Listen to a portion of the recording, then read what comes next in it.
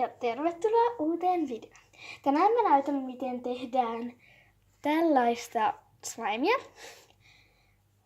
Ja tähän tarvitaan liimaa, jotain PVA-liimaa, mä käytän eri Kefriä. Sitten jotain voidetta, mulla on itse vartalavoidetta.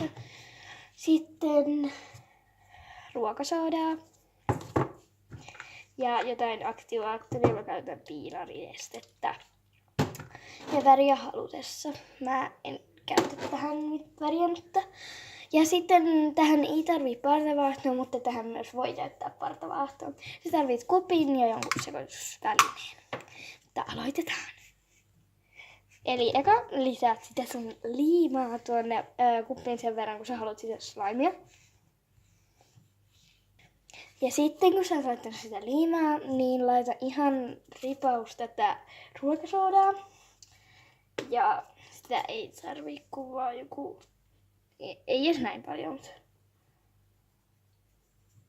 jotain tuon verran. Ihan semmonen ripaus. Ja sitten se ruokasooda pitää sekoittaa sinne tosi hyvin. Ja siis tähän voi käyttää partavaahtoa, mutta meillä se on loppu, joten tai siis meillä täällä kotona niin se on loppu, niin mä en sit käytä tähän nyt partavaahtoa. Eli siis se saa ihan paremman, jos laittaa partavaahtoa, mutta se on nyt loppu, joten ei voi tehdä slimeen partavaahtoa, mutta se voi laittaa. Sitten tässä vaiheessa, jos sä käytät partavaahtoa, niin lisää sitä partavaahtoa. Ja mä itse, kun mä en käytä partavaahtoa, niin mä lisään tässä vaiheessa tätä vartalavoidetta.